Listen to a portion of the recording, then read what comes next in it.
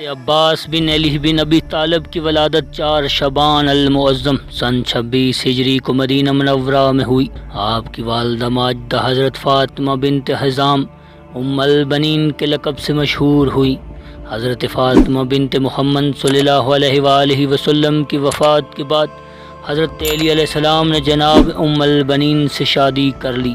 حضرت ام البنین قبیلہ بنی کلاب کی ایک بہادر خاتون تھی۔ عباس علیہ السلام امام المتقین علی علیہ السلام کی 5ویں اولاد تھے۔ حضرت عباس اس قدر حسین و خوبروح تھے کہ شہزادہ علی اصغر علی اکبر امام سجاد علیہ السلام کی موجودگی میں بھی آنگن زہرا میں قمر بنی ہاشم کے لقب سے مشہور ہوئے۔ آپ خوبصورت، حسین اور لمبے قد کے مالک تھے۔ قد اس قدر لمبا تھا کہ گھوڑے پر سوار ہوتے تو پاؤں زمین تک آ پہنچتے۔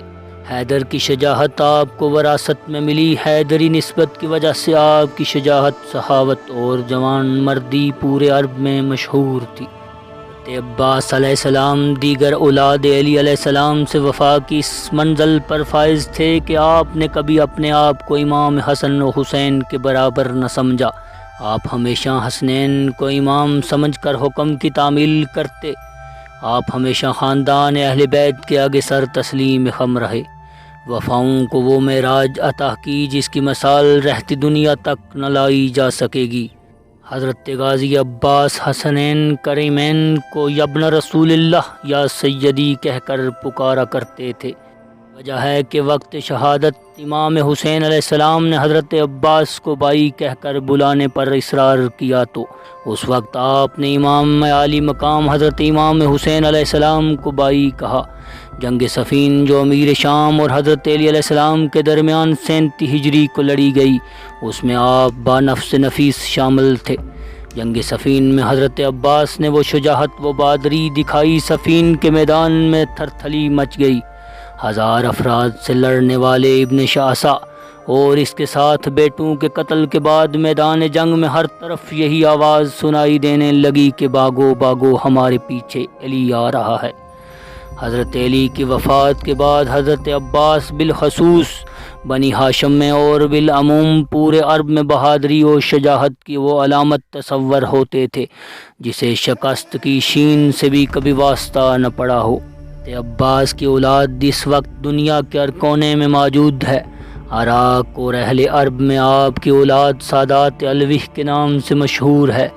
مصر میں سادات بنی ہارون، ایران میں سادات علوی ابو الفضلی اور برصغیر پاک و ہند میں سادات علوی المعروف اعوان قطب شاہی کے نام سے منسوب کی جاتی ہے۔ تاریخ میں ملتا ہے کہ حضرت عباس علیہ السلام کے 4 فرزندان ارجمند میدان کربلا میں جان شہادت سے سیراب ہوئے۔ حضرت عباس کے بہت سے القاب تاریخ میں درج ہیں جن میں قمر بنی ہاشم، ابو القاسم، ابو القریہ، صاحب مشکیزہ، سقائے سکینہ، باب الحوائج اور علمدار کے نام سے مشہور ہے۔ میدان کربلا میں بہت سے بوڑھے بچوں اور جوانوں نے نذرانہ عقیدت پیش کیا، مگر جو منزلت عباس علیہ السلام کو حاصل ہے وہ کسی اور کے نصیب میں نہ ہوئی۔ حضرت عباس مدینہ سے کربلا تک سالار فوج اور میدان کربلا میں علمدار فوج ہوئے۔ حضرت غازی عباس فوج امام حسین علیہ السلام کے جرنیل تھے۔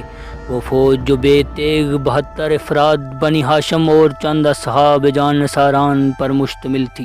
اس فوج کو مدینہ محمد سے اس لیے نکالا گیا کہ یہ دین محمدی کا دفاع میں مصروف تھی۔ شجاعت و بہادری و تقوی میں وہ سب سے برتر تھی۔ حضرت غازی عباس سفر کربلا اور میدان کربلا میں اہل بیت رسول کی جان محور و مرکز بھی تھے۔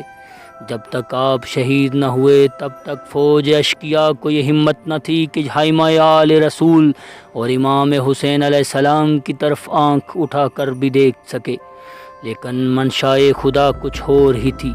اللہ تعالیٰ گرانہ رسول کے خون سے اسلام کو حیات جاویداں بخشنا چاہتا تھا، پھر وہی ہوا جو مشیت ہلائی کو منظور تھا۔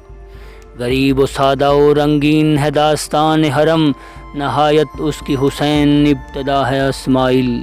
میدان کربلا میں حضرت عباس نے اپنے دونوں بازو قلم کروا کر قرآن و سنت کو پرواز عطا کی۔